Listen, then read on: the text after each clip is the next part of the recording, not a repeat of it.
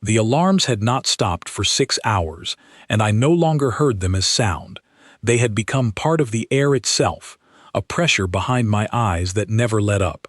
I am Orun Kess, Senior Medical Coordinator of the Talvex Assembly Outpost on Doran's Reach, and on the day everything changed, I was standing in a hallway soaked with the smell of burnt wiring, watching a line of stretchers stretch further than my eyes could follow.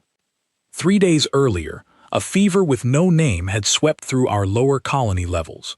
It moved faster than anything our physicians had ever recorded. By the second day, our medical stores were empty. By the third, we had run out of beds, then floor space, then hope. I remember kneeling beside a young worker named Vesa, her breathing shallow, her 4 eyes half closed, and I remember having nothing left to give her except my voice. I told her she would be fine. I did not believe it.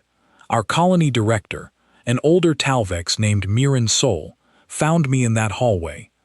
Her wings were folded tight against her back, a sign among our people of barely controlled fear. "The outer settlements are silent," she said. "No response from any of them. Whatever this sickness is, it does not care about our borders." "Then we call for help," I said. She looked at me the way one looks at a suggestion already tried and already failed. "We have called the Yarathi say their fleet is stretched thin, defending their own trade lanes. The Kalvan say they cannot spare medical ships without risking their treaty obligations elsewhere. Everyone we trust has said no, or has said nothing at all. Then who is left?" Miran's beak clicked once, a nervous habit she rarely allowed herself. "There is one signal we have not sent: the humans." I laughed, though there was no humor in it. Humans were a name more than a presence to us. New to the wider galaxy, loud in their diplomatic channels, prone to stories that seemed too large to be true. Tales of battles fought against impossible odds, of fleets that refused to retreat even when logic demanded it. We had traded with them twice, cautiously, and found their goods reliable and their manners strange. Beyond that, we knew almost nothing. "They are not part of any alliance we hold," I said. "They owe us nothing." "No," Miran agreed. "But they answer distress calls. That is the one thing every species who has dealt with them agrees on. They answer, even when it costs them." I did not have the strength to argue further. Vesa's breathing had grown quieter behind me, and 3 more stretchers had arrived while we spoke. Whatever pride I had in our self-sufficiency, whatever caution I held toward an unfamiliar species, none of it mattered anymore. Our people were dying, and dying quickly, and dignity is a luxury the dying cannot afford. "Send it," I said. "Send everything. Tell them what we are facing. Tell them we cannot survive without aid." Miran did not hesitate again. She moved to the communications hub herself, her claws trembling slightly as she keyed in the transmission codes. I watched her compose the message, watched her pause over the final line before sending it, as though she were placing a bet she was not certain she could afford to lose.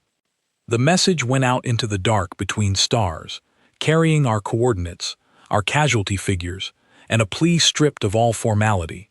We did not dress it up, we did not soften the truth, we simply told them we were dying and asked if they would come. Then we waited. The waiting was its own kind of suffering. Every hour without a response felt like confirmation of my worst assumption, that we had gambled our last hope on a species too distant, too unfamiliar, too preoccupied with their own affairs to care about a colony they had never heard of before that day. I busied myself with the only thing I could control, moving between patients, rationing what little medicine remained, holding hands that had nothing else to hold on to.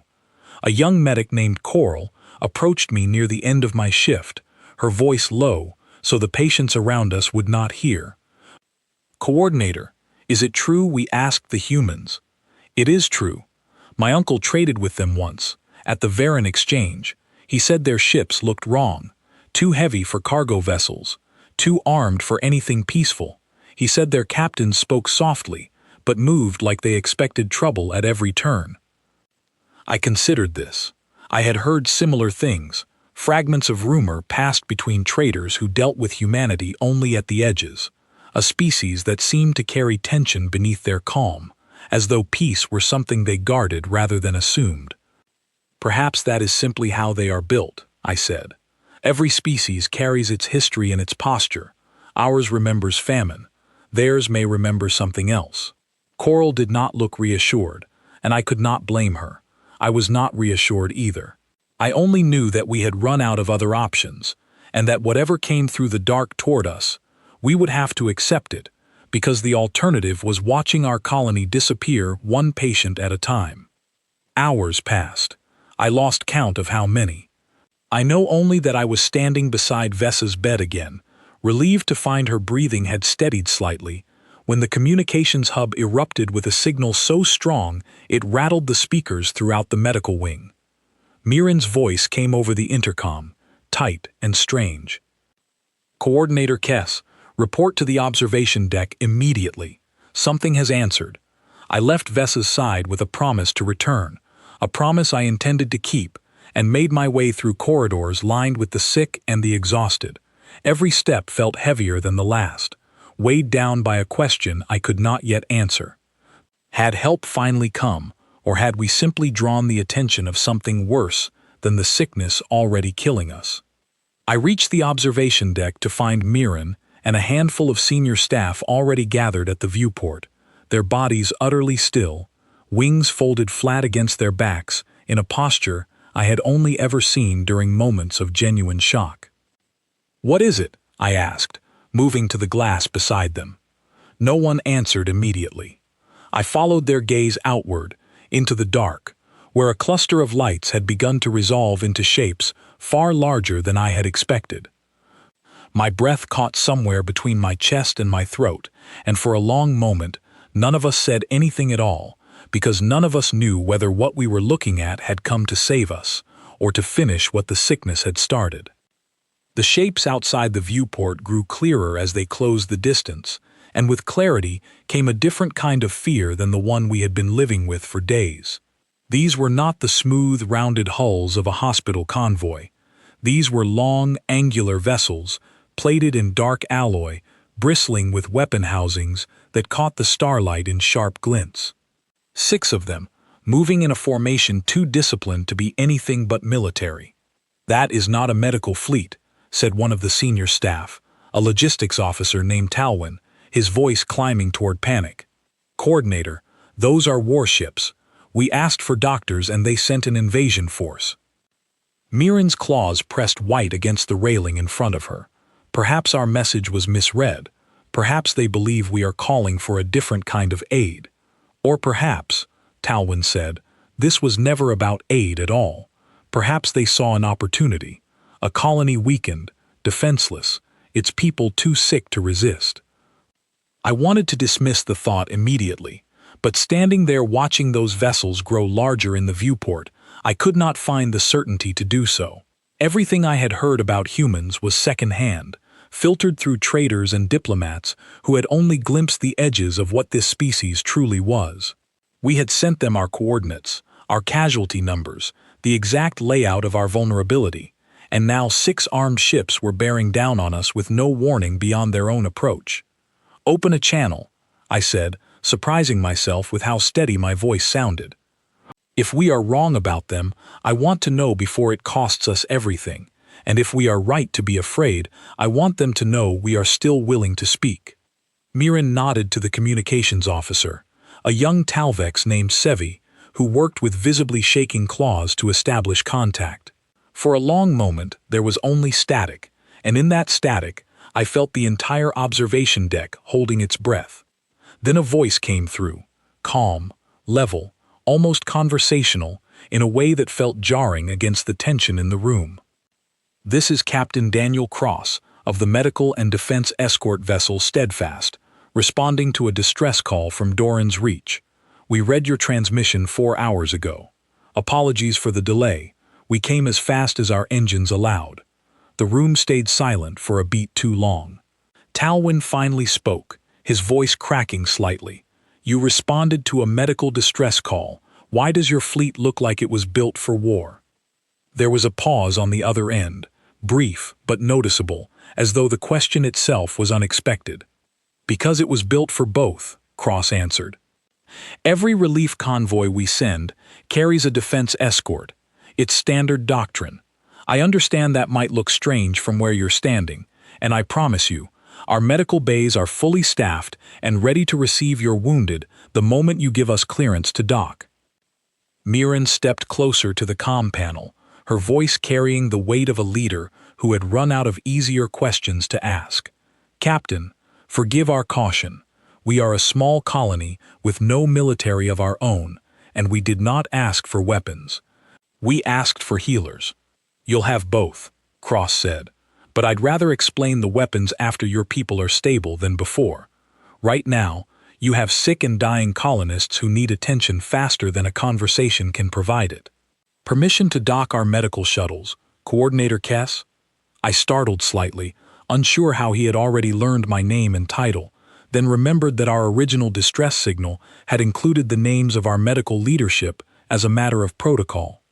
It was such a small detail, and yet it steadied something in me, the reminder that we were not speaking to an anonymous threat, but to people who had read our message carefully enough to know who among us was fighting to keep our colony alive. "Permission granted," I said, before Mirren could weigh in further. "Our medical wing is on the lower ring, Sector 4. I will meet your shuttles personally." "Copy that," Cross said. "Shuttles departing in 5 minutes. Steadfast out." The channel closed, and for a moment, the observation deck remained frozen, each of us processing what had just happened in our own way. Talwyn looked unconvinced, his eyes still fixed on the approaching warships as though expecting them to open fire at any moment. Mirren looked cautiously relieved, though the tension in her wings had not fully eased. I felt something more complicated, a mixture of hope and unease that I did not have time to untangle before I needed to move. "I am going to the docking bay," I told them. "Whatever else these humans are, they are about to put shuttles full of medical personnel into a colony overwhelmed with the sick. I intend to be there when they arrive." I did not wait for a response. I left the observation deck at a pace just short of running, my mind racing through everything I would need to prepare: patient manifests, triage priorities, translation protocols in case their language system struggled with our dialect. By the time I reached the lower ring, Sector 4 was already a swirl of activity, staff and volunteers clearing space, moving supplies, preparing for an influx of help we had not truly believed would come. The docking bay doors hissed open precisely 5 minutes after the channel closed, and the first human shuttle eased through with a smoothness that surprised me. It did not look like the warships outside. Its hull was lighter, marked with symbols I recognized from medical conventions we had studied during our brief trade history with humanity. A cross inside a circle, simple and unmistakable in its meaning. The shuttle door opened, and the first human I had ever seen in person stepped down onto our deck. She was tall by our standards, though I would later learn she was considered average height among her own people. Her hair was dark, pulled back tightly, and she wore a uniform marked with medical insignia over practical, reinforced fabric. She moved with an efficiency that told me immediately she was not new to crisis situations. "Coordinator Kess," she asked, scanning the gathered staff until her eyes settled on me. "I'm Dr. Laura Whitfield, lead medical officer aboard the Steadfast. Tell me what you need, and tell me fast. We don't have time for a long introduction." I found myself grateful for her directness. "We have over 400 active cases of an unidentified fever. Our medical stores are exhausted. We have lost 12 colonists in the last day alone, and I fear we will lose more before this conversation ends." Whitfield's expression did not change, but something in her posture sharpened, the way a predator focuses the instant it catches a scent. "Show me your worst cases first. I want blood samples from at least 6 patients at different stages of infection, and I want your medical logs from the moment the outbreak began." Behind her, more shuttles were arriving in rapid succession, disgorging teams of medics who moved with the same brisk efficiency, unloading crates of supplies, unfolding portable treatment stations, establishing order in a space that had known only chaos for days. I watched them work, and felt something loosen in my chest that had been clenched tight since the fever first appeared, a fragile, cautious thread of hope. "This way," I told Whitfield, leading her toward the medical wing. "Vessa is one of our most severe cases. She has been fighting the fever for 2 days now."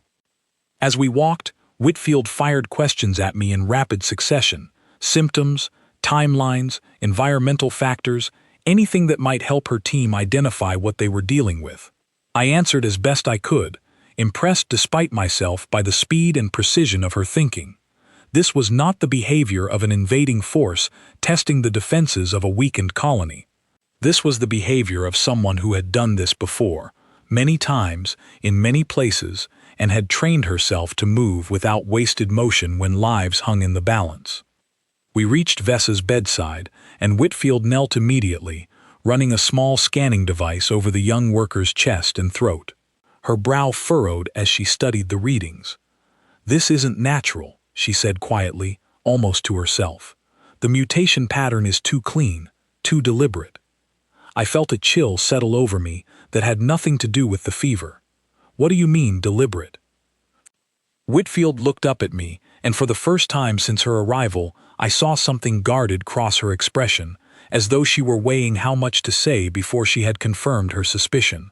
"I mean," she said carefully, "that I don't think this sickness happened by accident. And if I'm right about that, coordinator, then the fever might be the smaller problem you're facing." Before I could ask what she meant, an alarm began sounding from the direction of the docking bay, sharp and urgent, cutting through the controlled activity of the medical wing like a blade. Whitfield's head snapped up, her hand already moving to the communicator at her collar. "Steadfast, this is Whitfield. What's the alarm?" Static crackled for a moment, before Cross's voice came through, tighter now, stripped of the calm it had carried during our first exchange. "Long-range sensors just picked up multiple contacts on an intercept course," he said. "Unregistered vessels, moving fast, weapons hot. They're not responding to hails. Whitfield, get your people to defensible positions. We may have walked into something bigger than a rescue mission." Whitfield's eyes met mine, and in that shared look, I understood that whatever calm we had briefly found in the arrival of human aid was about to be tested in a way none of us had anticipated. The alarm continued to pulse through the medical wing, and for a moment the room split into two kinds of people, those who froze at the sound of danger, and those who kept working because the sick in front of them could not wait for the danger to pass. Whitfield belonged to the second kind. She rose from Vessa's bedside, gave rapid instructions to two of her medics in a language of short, clipped phrases I recognized as urgency distilled into its most efficient form, then turned back to me with a steadiness that did not match the alarm still sounding around us. "Coordinator, I need you to trust me on something," she said. "Whatever is happening outside, my people are not leaving your patients. That's not how we operate. But I need to understand what you know about threats near this colony. Anything at all, even things that seemed unimportant before today." I searched my memory, my thoughts scattered by fear, and found something I had almost forgotten in the chaos of the outbreak. 3 weeks ago," I said slowly, "a supply convoy from our outer settlements went silent. We assumed it was equipment failure. We never recovered the vessels or the crew." Whitfield's jaw tightened. "And did that happen before or after the fever started?" "Before," I said, understanding dawning even as I spoke the word. "Days before." She nodded once, as though confirming something she had already begun to suspect. "Coordinator Kess, I think your colony was targeted. The fever isn't a natural outbreak, it's engineered, designed to spread fast and overwhelm your medical capacity. Someone wanted you weak, disorganized, and desperate enough to lower your guard completely. And if I had to guess, whoever silenced your supply convoy 3 weeks ago is the same group waiting to see if that plan worked." The words landed like a physical blow. I thought of every hour we had spent believing we were fighting a random misfortune, when in truth we had been maneuvered into a position of maximum vulnerability by something with intention and patience. Why? I managed to ask. Why would anyone do this to us? We have nothing of value. Our colony produces agricultural exports and modest mineral extraction, nothing that would attract this kind of effort. Whitfield's expression softened slightly, not with pity, but with the particular gentleness of someone about to deliver a hard truth. Sometimes it isn't about what you have. Sometimes it's about what you're near. What's your colony's position relative to major trade corridors? I thought of our star charts, the quiet backwater location that had always felt like a disadvantage in trade negotiations. We sit near the edge of the Varan exchange route, though we are not directly on it. Close enough, Whitfield said. A colony with a weakened population and no defenses, sitting near a valuable trade corridor, makes an excellent staging point for anyone who wants to control that route without drawing attention from larger powers. Take the colony quietly, install a friendly administration, and you've got a foothold nobody notices until it's too late to remove. I felt sick in a way that had nothing to do with the fever spreading through our halls. You believe we were meant to be conquered, not simply weakened. I believe, Whitfield said carefully, that whoever did this expected you to either die slowly from the fever or call for help that would arrive unarmed and unprepared, easy to eliminate once it got close enough to your colony to be caught in the same trap. Either outcome left Doran's Reach undefended and ready to be taken. The alarm continued to sound, and through the medical wing's viewport I could see distant flashes now, brief and silent at this range, the unmistakable signature of energy weapons discharging somewhere beyond our colony's perimeter. My chest tightened at the sight, the reality of what Whitfield was describing no longer theoretical, but visibly unfolding in the dark outside our walls. "Captain Cross," I said, my voice barely steady. He responded to our call as though he expected exactly this. He did, Whitfield confirmed. It's why every human relief mission travels with an armed escort. We learned a long time ago, on our own world, that sending help without protection just creates a second target. Medics, aid workers, hospital ships, they've all been struck before, sometimes deliberately, because an unarmed relief effort is one of the easiest things in the galaxy to exploit. So we stopped sending help unprotected. It cost us people to learn that lesson. We don't intend to relearn it. There was something in the way she said it, flat and unadorned, that told me this was not doctrine recited from a manual, but a truth carved from loss. I did not ask her to elaborate. Some pain does not need to be explained twice. My communicator crackled, and Mirren's voice came through, strained but composed. "Coordinator, I need you and the human doctor at the command center. Captain Cross is requesting a joint briefing, and I do not have the expertise to manage what he is describing." Whitfield was already moving before I finished relaying the message, gesturing for two of her medics to take over Vessa's care while she accompanied me. We moved quickly through corridors that had transformed in the span of an hour, human medics and Talvec staff working side by side now, an unlikely rhythm forming between two species who had known each other for less than a single day. We reached the command center to find Mirren and Talwyn huddled over a display terminal, a holographic projection hovering above it showing a tactical map of the space surrounding our colony. 6 human vessels formed a defensive perimeter, and beyond them, a cluster of unidentified contacts approached in a formation that even I, with no military training, recognized as coordinated and deliberate. Cross's voice came through the command center speakers, clearer now, the calm in his tone somehow more unsettling than panic would have been. "Coordinator Kess, Dr. Whitfield, glad you're both here. I'll keep this brief, because time is not something we have much of. The vessels approaching your colony match a raiding group we've encountered before, operating out of unregistered territory near this sector. They specialize in exactly this kind of operation, striking weakened populations before larger powers can intervene. Based on their approach vector and formation, I believe they were monitoring Doran's Reach, waiting to see whether the fever would finish the job before they needed to act directly. And now," Talwyn said, his voice tight, "they have arrived to find us not as weak as they expected, because you came." "That's the working theory," Cross said, which means they have a choice to make. Retreat and wait for another opportunity, or press forward and try to finish this before word spreads that Doran's Reach has outside support.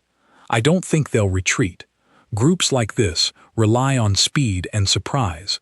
Losing the element of surprise usually makes them more aggressive, not less, because they know their window is closing. Mirren's wings had gone rigid against her back, the posture I now recognized as her deepest fear made visible. "Captain, our colony has no defenses of our own. If these raiders press forward, what happens to us?" "You continue exactly what you're doing," Cross said. "Your people keep treating the sick. My medical teams keep supporting them. That does not stop, no matter what happens outside your colony's perimeter. Protecting that effort is the entire reason my ships are here. The defense escort isn't separate from the medical mission. Coordinator. It is the medical mission. You cannot heal people you cannot protect."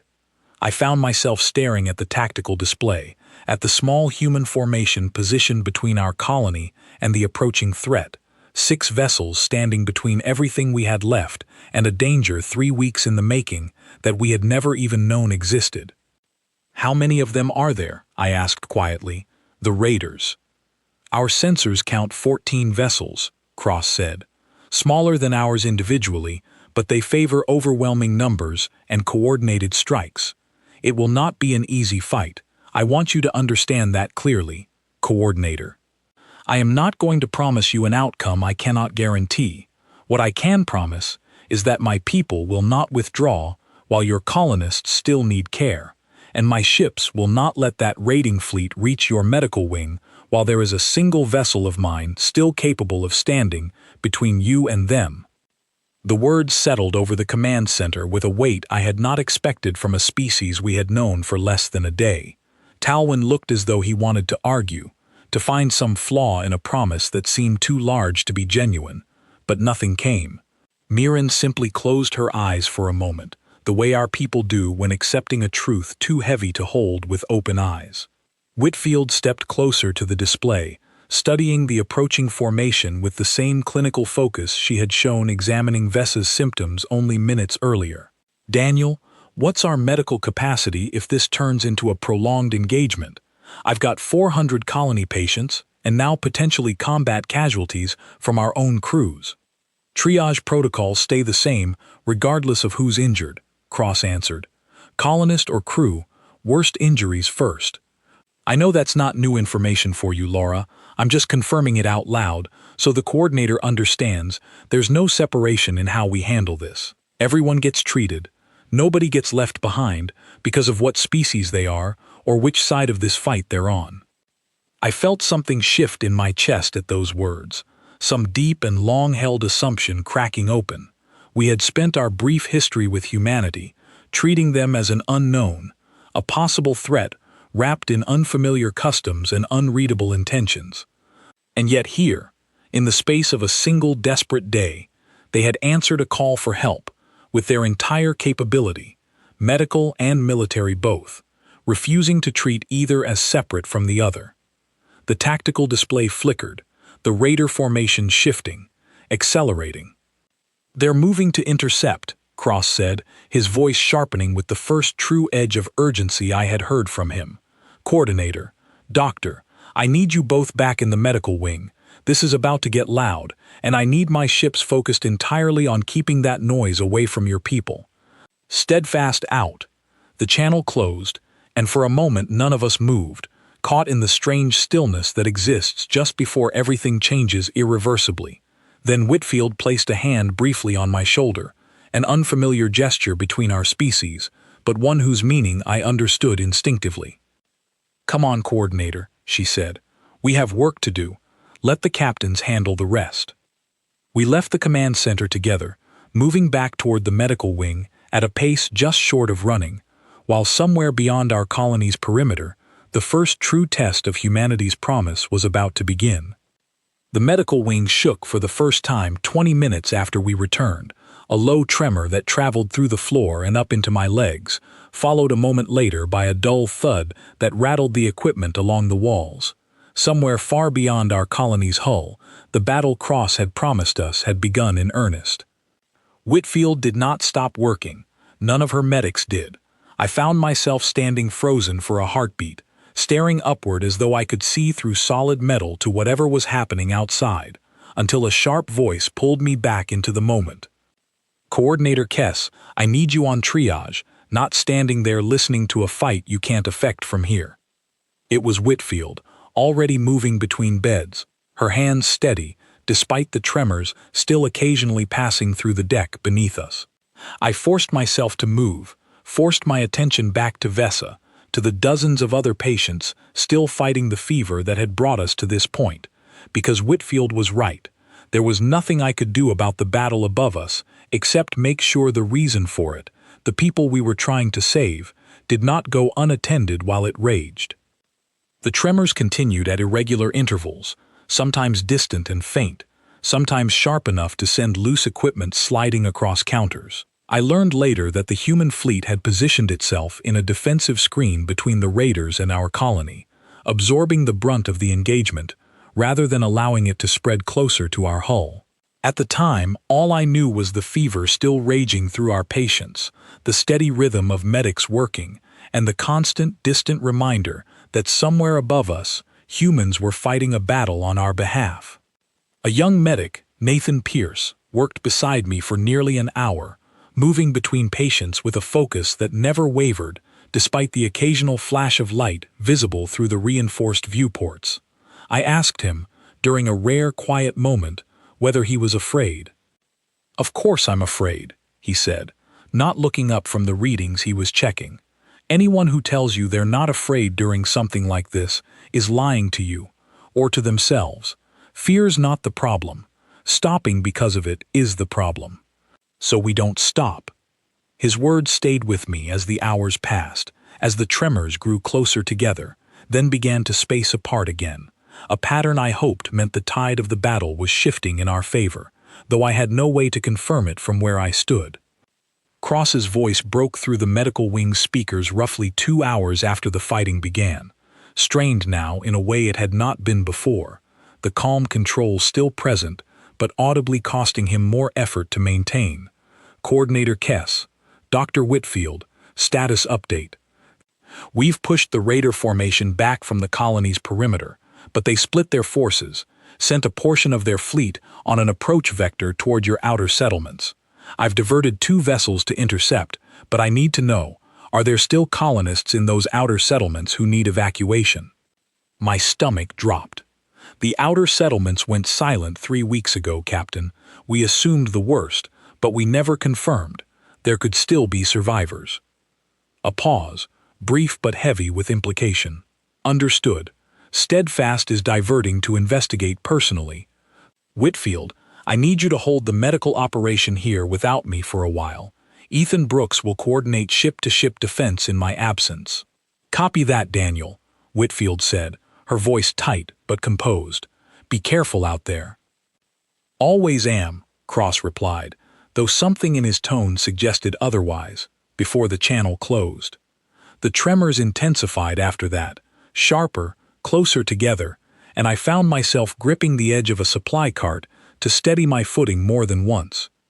Whitfield moved through the medical wing with unbroken focus, but I noticed the tightness around her eyes had deepened, the unspoken worry for a colleague now flying directly into the heart of an uncertain engagement. Nearly an hour passed in that state, the medical wing a strange island of desperate, focused calm while chaos unfolded above and around us. Then the tremors shifted in character entirely, no longer the rolling shudder of distant weapons fire, but something sharper, closer, followed by an alarm I had not heard before, one that made every human medic in the room go rigid for a fraction of a second before returning to their work with grim determination. "That's a hull breach warning," Nathan said quietly, when I asked. "Somewhere on one of our ships. Not this one, thankfully, or we'd already be moving you all to evacuation pods." "Which ship?" I asked, though I already suspected I did not want to know the answer. Nathan's jaw tightened. "The Aegis, she's one of the escort vessels, took point on the perimeter defense. If she's got a hull breach, That means she's taken serious damage protecting this position. I thought of the 6 vessels I had watched approach our colony hours earlier, mistaking them for an invading force, and felt something twist painfully in my chest at the thought that one of them might now be paying a price for the very misunderstanding I had briefly harbored. Whitfield's communicator crackled a short while later, and this time the voice on the other end was not Cross, but someone new, tense, and urgent. "Medical, this is Aegis. We need immediate support. Multiple crew injuries, hull integrity compromised on decks 3 through 5, requesting emergency evac coordination with Doran's Reach Medical Facility." "Copy Aegis. This is Whitfield. Send your wounded. We have capacity, and we are not turning anyone away. How bad is the damage?" "Bad enough," the voice replied, strained. "We took a coordinated strike, trying to shield one of the medical shuttles during the outer settlement extraction.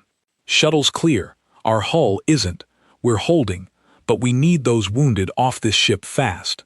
Whitfield was already moving, directing her team to prepare additional treatment space, her voice carrying across the medical wing with an authority that cut through the growing chaos. "Coordinator Kess, I need every available surface cleared. We've got incoming casualties from the Aegis, human crew, possibly serious injuries." I did not hesitate. Within minutes, our medical wing had transformed again, no longer solely focused on treating the fever, but expanding to receive the wounded from a battle being fought entirely on our behalf.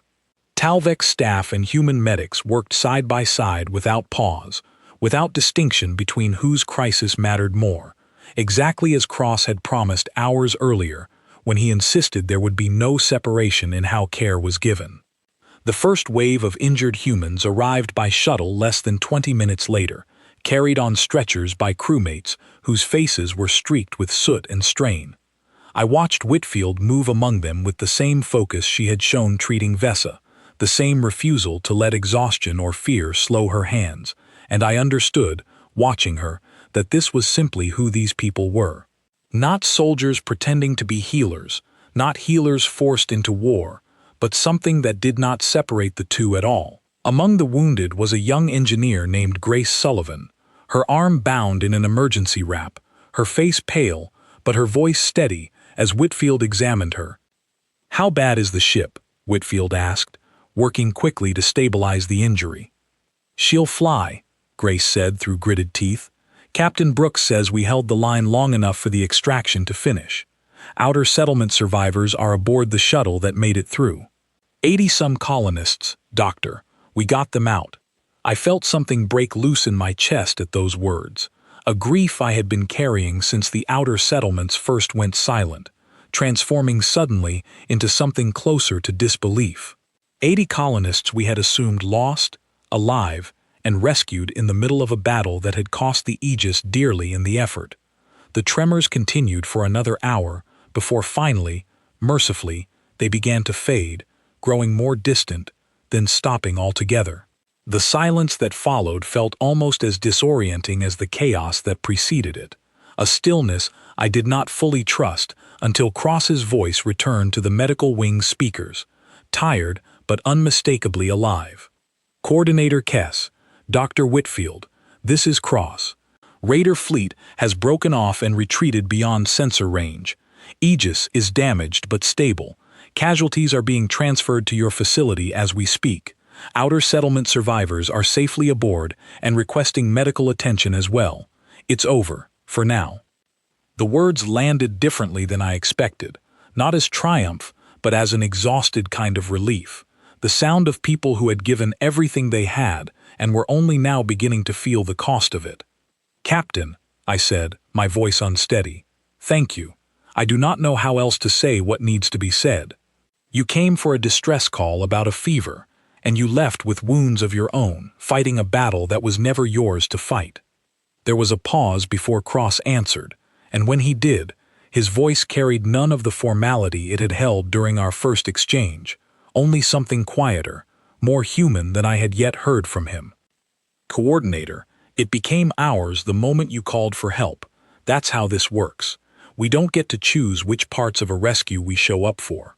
Now, if you don't mind, I think my crew and I could use some of that medical attention we've been so generous about handing out to everyone else. Despite everything, despite the exhaustion and the grief and the long hours still ahead of us, treating both fever and wound, I found myself managing something close to a laugh, the first I had allowed myself since the outbreak began. "Of course, Captain," I said. "Come home. All of you." The days that followed the battle blurred together in a way that made it difficult to mark where one ended and the next began. The medical wing never fully emptied, but its character changed slowly. The desperate scramble of the outbreak's peak giving way to something steadier, more hopeful.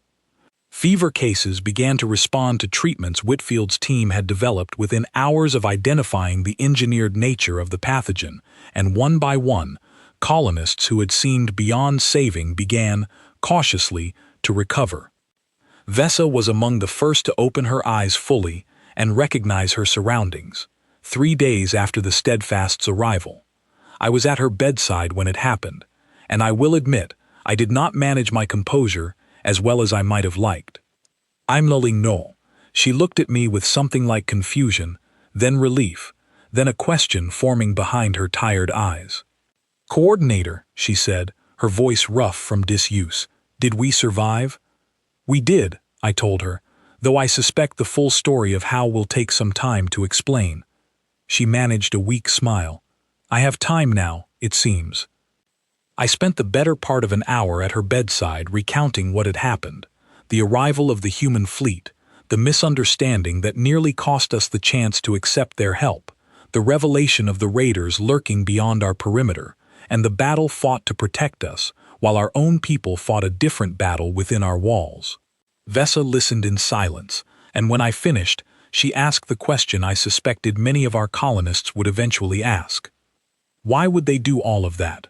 For people they had never met. I did not have a perfect answer for her then, though I had begun forming one over the preceding days, built from fragments of conversation with Whitfield, with Nathan, with the growing number of human personnel who moved through our colony, now not as strangers, but as something closer to neighbors. "I think," I told her, "it is simply who they are. I do not believe they see it as a choice the way we might.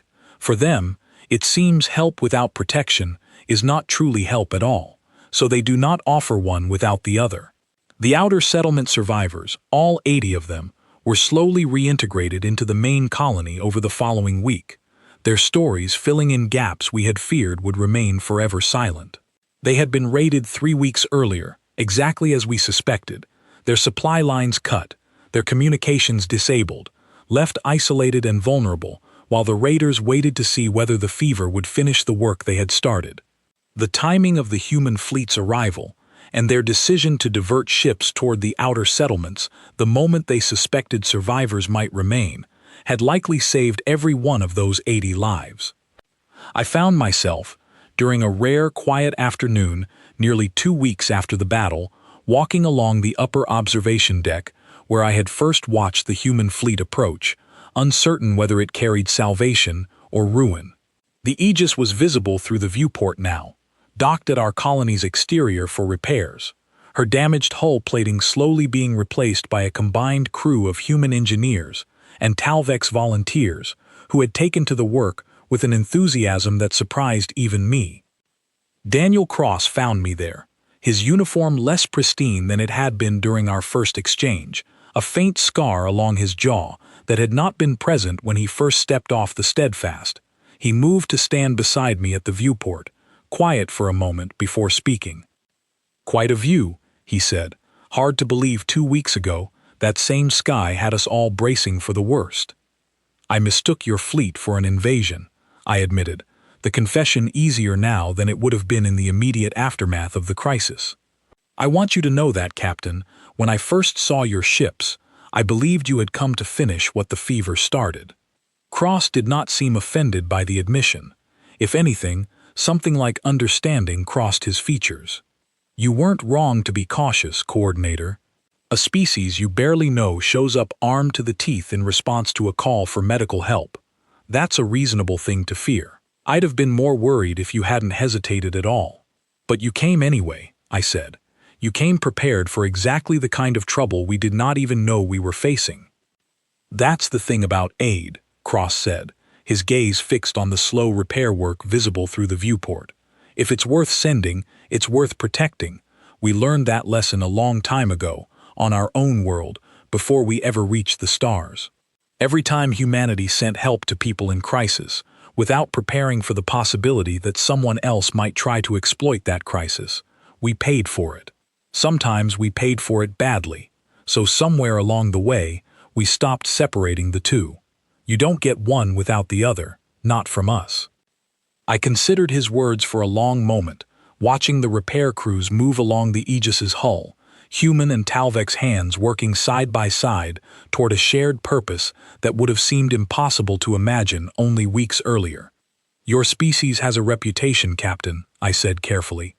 Among those who have dealt with you, even briefly, a reputation for being unpredictable, dangerous, in ways other species are not. Cross allowed himself a small, tired smile. I've heard that one before, and I won't pretend it's entirely wrong. We can be dangerous. We can be unpredictable, especially to those who assume we'll behave the way other species expect us to. But dangerous isn't the same as untrustworthy. Coordinator, we didn't come here to conquer a weakened colony. We came because you called for help, and we don't know how to answer that call halfway. I thought of Talwyn's fear in the observation deck, of my own hesitation before opening a channel to the approaching fleet, of the countless assumptions our people had carried about a species we barely understood. All of it had nearly cost us the chance to accept the very help that ultimately saved us. I think, I said slowly, that our assembly will need to reconsider a great deal about how we understand your people, Captain. We came into this crisis believing humanity was simply new to the galaxy, still finding its place among established powers. I no longer believe that is an accurate description. And what do you believe now? Cross asked. I turned to look at him directly, choosing my words with the same care I would have given a diagnosis. I believe you are a species who has already learned, through hardship I suspect none of us fully understand, exactly what it costs to help without preparing for the worst. And I believe that lesson has made you more capable of genuine kindness than species who have never had to learn it at all. Cross was quiet for a moment, and when he spoke again, his voice had lost some of its careful diplomatic weight, replaced by something more personal. My grandmother used to tell me stories about relief convoys sent into disaster zones back on Earth, decades before humanity ever left our own solar system. Convoys that were attacked, sometimes by the very people they were sent to help. Desperate people who saw an unarmed truck full of supplies as a target rather than a lifeline. She used to say that the day humanity learned to protect the hand that reaches out to help was the day we finally became capable of helping anyone at all. I think about that a lot, out here among the stars, further from home than she ever imagined we'd travel. I did not have an equivalent story to offer him, no history of our own that mirrored the specific pain he described, but I understood the shape of it regardless. Every species carries wounds that teach it who to become. Humanity, it seemed, had learned that protection and compassion were not opposing forces, but two halves of the same purpose. We stood together at the viewport for a while longer, watching the slow, steady work of repair continue below us, until Whitfield's voice came through Cross's communicator, requesting his presence for a final assessment of the Aegis's repair timeline. He offered me a brief nod before turning to leave, then paused, looking back with an expression I found difficult to fully read. "Coordinator Kess," he said, "for what it's worth, I'm glad your assembly decided to send that distress call, even knowing what you knew about us, even with all the uncertainty. It takes a particular kind of courage to ask for help from someone you don't fully trust yet. And it takes a particular kind of character," I replied, "to answer that call with everything you have, without asking whether the trust was fully earned first." He smiled at that, a genuine, tired smile, before making his way back toward the Aegis and the ongoing work of repair.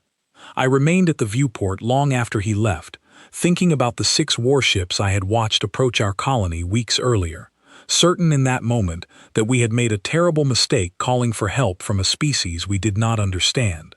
I thought about Vesa, alive and recovering in the medical wing below, about the 80 survivors from our outer settlements, rescued from a fate we had assumed already sealed, about Grace Sullivan's steady voice reporting the success of that rescue even through her own pain, about Nathan Pierce's quiet honesty regarding fear and how choosing not to stop mattered more than the fear itself.